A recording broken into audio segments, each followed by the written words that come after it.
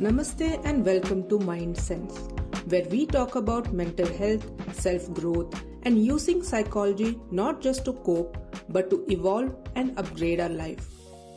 Today, I want to talk about something many of us start feeling in our 30s and 40s, usually without realizing what's happening.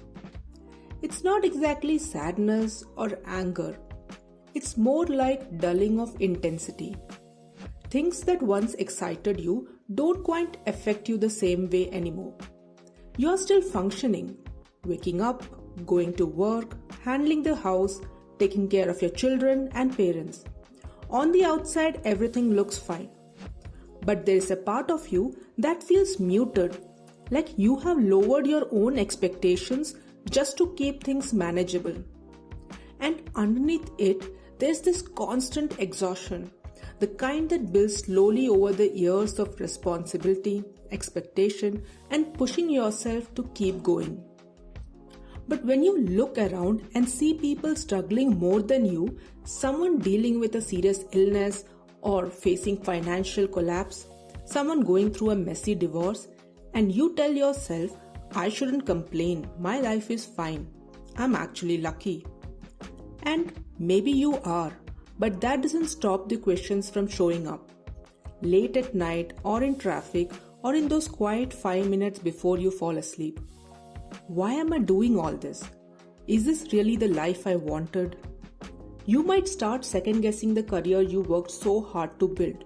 The financial commitments that once felt responsible now feels like trap. Health doesn't feel as predictable anymore. Your parents are aging in ways you can't ignore. Whether it's with your children or your partner, there is this quiet frustration. You try to explain what you're feeling, what you need, and somehow it just feels like no one really gets it. If any of this feels relatable, then this podcast is for you. Because this is what midlife crisis actually looks like for most people. It's not what you see in Hollywood movies. For an average Indian, it's rarely a dramatic meltdown at work or suddenly buying a fancy car. It's much quieter than that.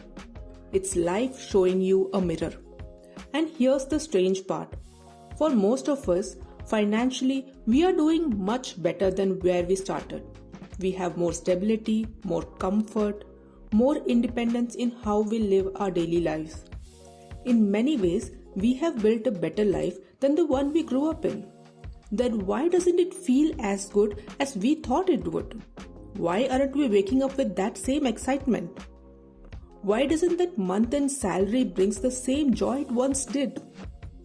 And maybe the answer to that question explains why life starts feeling routine, predictable, lacking in that spark and joy.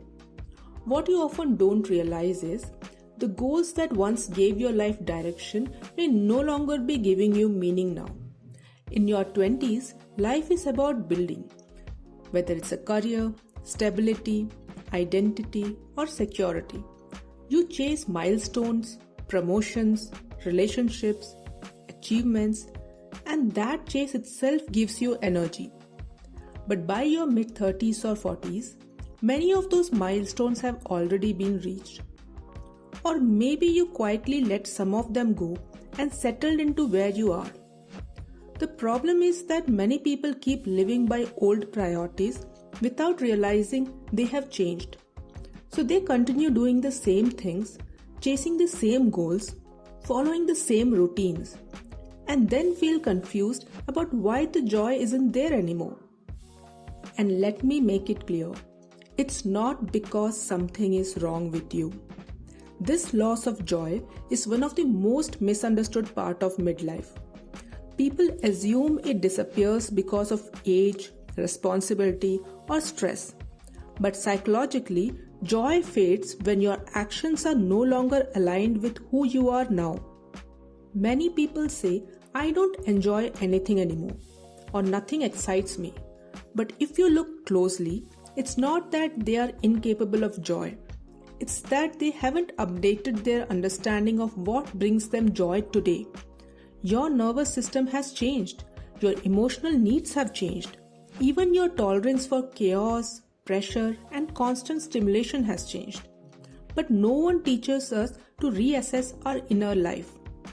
So we keep expecting old sources to satisfy us. Or worse, we live in nostalgia, remembering how things used to feel, instead of creating new experiences. So maybe the question isn't what's wrong with me. Instead, it's who am I now? What feels meaningful to me now? Why I am not trying something new? Maybe a hobby, maybe photography, painting, volunteering at a local NGO, joining a language class. And honestly, who cares if someone finds it odd? You are allowed to evolve and grow. If your current routine isn't bringing the joy you're looking for, repeating it harder won't magically change the result. Something has to shift. Also ask yourself, where am I overgiving and where am I under-receiving? Burnout isn't always about doing too much. Sometimes it's about not receiving enough emotional nourishment. Pay attention to the people you spend time with. Do you leave feeling more drained or energized? Work on communication, whether it's home or at work. Instead of constantly fighting or suppressing your needs, try expressing them clearly. Sometimes small adjustments create big relief. And most importantly, let go of guilt around change. Growth doesn't look same for everyone. Success doesn't have one definition. You don't need dramatic decisions or extreme moves to feel different. Sometimes growth is quiet. It's redefining what a good life means to you now. So remember, midlife is not about starting over. It's about reviewing and realigning your life, making space for what matters today, not what mattered 10 years ago. Midlife doesn't ask you to run away from your life. It asks you to live it consciously, to stop postponing yourself, to choose with awareness instead of habit. And if you allow yourself that honesty, you might be surprised by what you discover.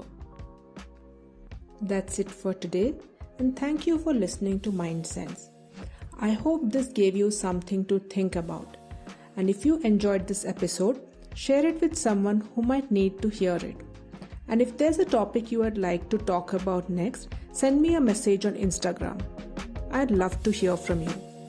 Until then, take care.